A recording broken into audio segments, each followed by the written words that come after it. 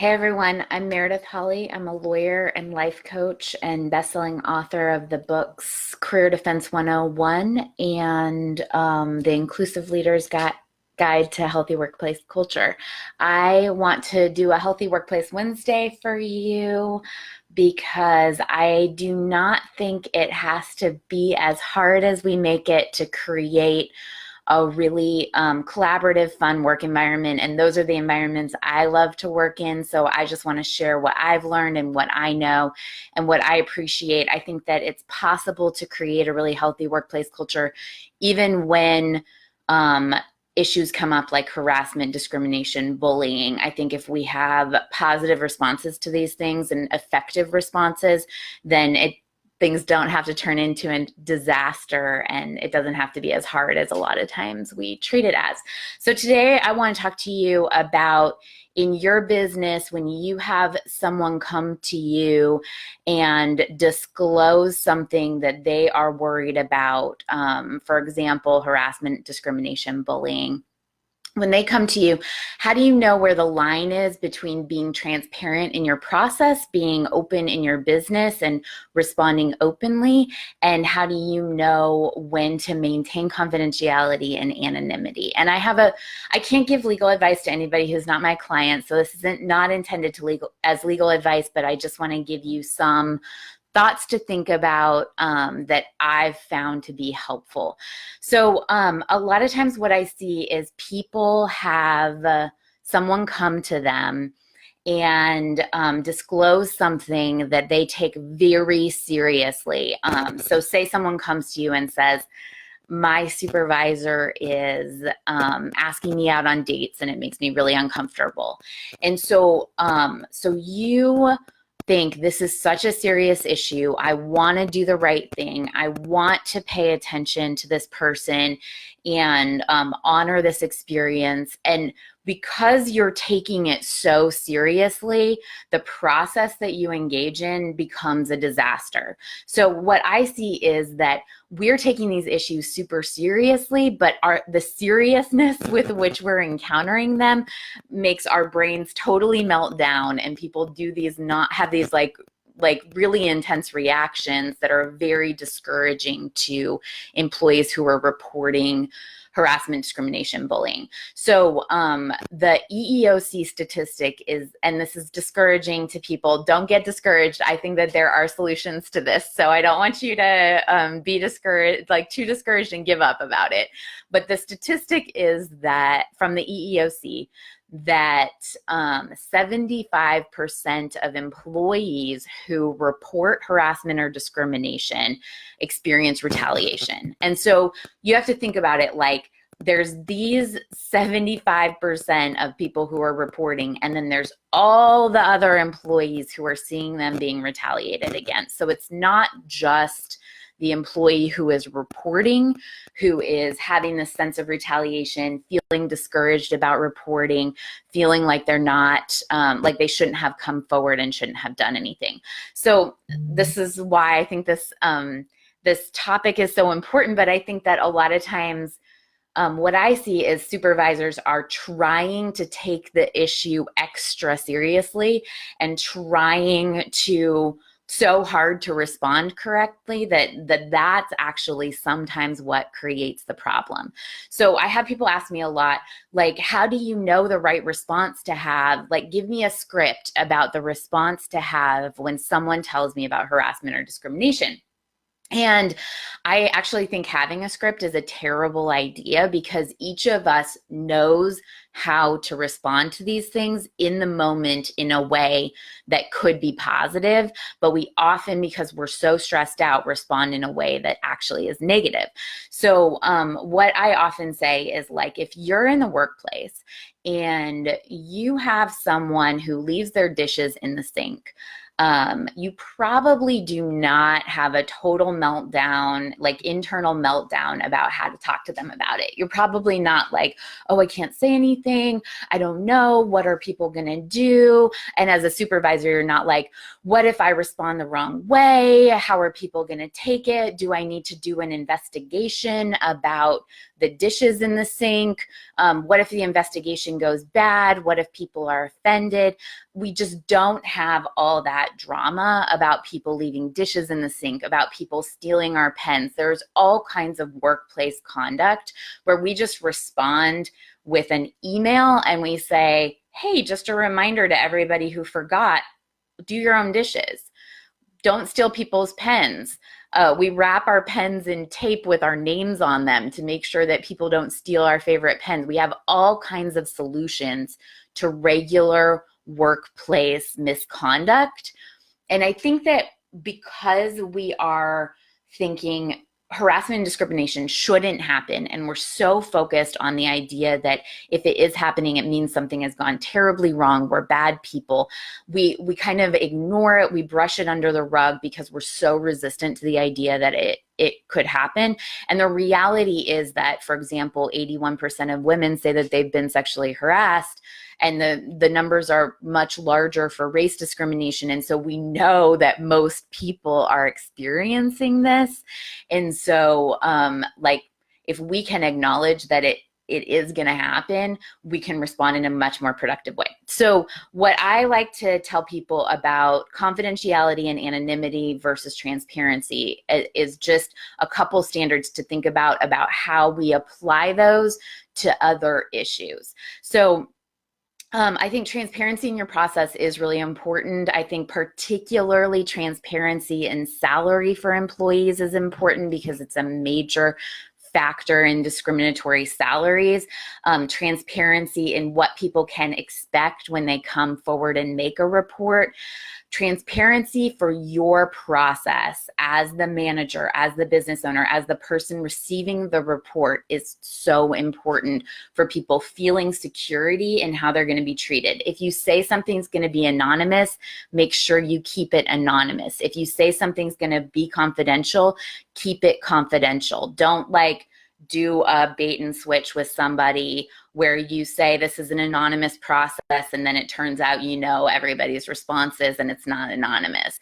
That kind of thing creates mistrust and so much fear about losing your jobs that it's just going to drain your whole workforce productivity if they can't trust you about your process.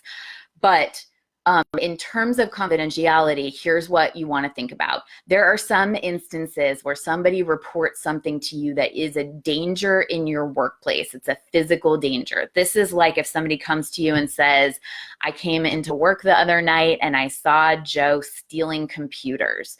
You do not necessarily, you don't keep that confidential because you probably need to do an investigation about whether there's stealing computers happening. Like it's a danger to the office. It could tank your whole system. You probably do not want to maintain confidentiality about that. The same is true for like physical danger related to harassment and discrimination. If someone is touching people, if somebody is really aggressive and threatening people, that is not something where you probably can maintain confidentiality.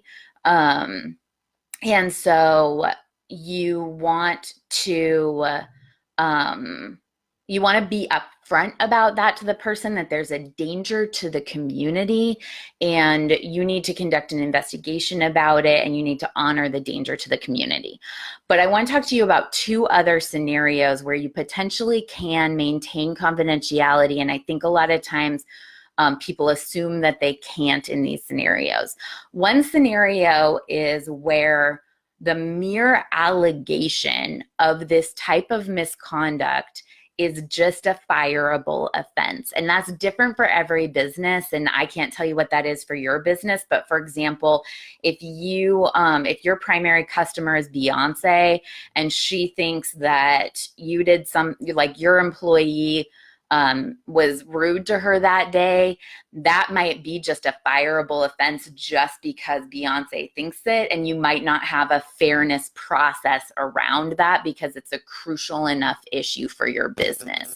So there are some allegations where just the rumor of the allegation is enough for an employee to get fired. If the employee is unionized, I mean, I think fairness for employees is important. I think process for employees who have been accused is important. I don't think that anything always has to be a fireable offense, but if you have that in your business, just be consistent with it. Be consistent about what is just a fireable offense just because of the rumor of it. Be really careful about unionizing activities around this and unions, and so definitely talk to a lawyer before you do this kind of thing. But you're going to know what it is. Your lawyer's going to know what it is in your business. If it's just a fireable offense based on the accusation, you don't need to do a investigation about it because it's going to humiliate the complaining employee and it's going to like basically waste your time because you just know the accusation alone is enough. Another area where you may be able to maintain confidentiality is something where even if you conduct an investigation, you're still not going to discipline the employee. This is like the leaving dishes in the sink, stealing the pens idea. There is some meanness that happens in the workplace, some like mean joking, even potentially some harassment situations where an employee is coming to you and they just want advice about how to deal with the thing and they don't want a big investigation. Most employees don't want a big investigation anyway. They just want to be believed and be in a safe workplace. But sometimes you have to or you want to conduct an investigation, and the investigation is to protect the employee who has been accused. That is always what investigations are. They're not like a gift to the complaining employee because the complaining employee just wants to be believed and have a safe workplace. But there's some instances where a complaining employee is saying, hey, Joe said to me the other day that if I didn't like his way of doing things, I could just quit. I felt like that was really rude and I don't know how to deal with it. And that's potentially a situation where you can keep that complaint confidential and give the employee really good advice about how to deal with it. Or you can send out an email to everyone and just say, hey, I heard about something that sounded like it breaks our respect rule within the office. I just want to remind everybody that it is a rule in the office to be respectful to your coworkers. If you have questions about this rule, then let me know, but this can result in discipline if there are repeated offenses where you're being disrespectful. So just to recap, be transparent in your process. Be transparent in your employee salaries. Be transparent in what you're going to do and follow through with what you actually are going to do and not do.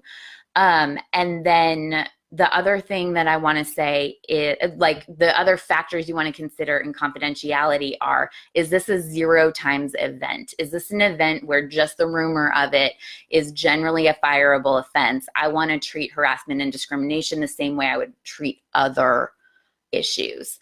And then, is this event where there's potentially a reconciliation, a discipline process, and I could bring these employees together and work with them together? Or is this an event where it's a danger to the community? If it's potentially a danger to the community, but you want to conduct an investigation to make sure it's done properly, then you probably can't maintain confidentiality because you need to keep the community safe as your first priority. And then the final one that I want to talk to you about is an event where even if it's found to be true, you're probably not going to discipline the person, but the employee just needs some good advice about how to handle it on their own. The other thing that I want you to remember is, like, if you're asking the complaining employee what they want, make sure you're asking them in an open way. So a lot of times I see employers ask employees something like, well, you don't want people to know about this, do you? Or, you know, we're going to have to conduct an investigation if you tell me about this, right? You want an investigation, right? And you're leading the employee to an answer. And most of the employees, no matter which answer you're trying to lead them to, feel pressured by that kind of question. Also, another thing that people say is like, do you want to confront the person? Probably they don't want to confront the person because they're coming to you for help. So what I tend to say to people is there's so many ways that we can address this that I think could be really positive. I want to make sure that I'm doing this in a way that's comfortable for you and that I'm checking in with you and respecting what you want. So I want to give you some time to think about this if you want to, but a couple options are I can just send out a blast email to everybody and remind them to be respectful. I can, if I'm going to discipline the other employee, I'm going to need to conduct an investigation. So where's your comfort level with that? I want to protect you around that. Or if you just know that you're going to have to fire the other employee, you might just be transparent about that with the complaining employee and offer them support around it and offer them like to give you feedback about how to make sure that they're protected and comfortable. So this is a lot, I know, but I care about this topic. I am gonna put together a supervisor training that I believe is going to fulfill the state law requirements in states where supervisors are going to have these trainings. So if you're interested in that, or you think that your workforce needs that, the kind of things that I talked about in this video are going to be part of that, plus a lot more. So just let me know if you're interested in that. I kind of want to gauge interest and see if people would like that, if it would be helpful. And if you need help in your workforce or you have a crisis situation there, definitely let me know. Thanks, everybody.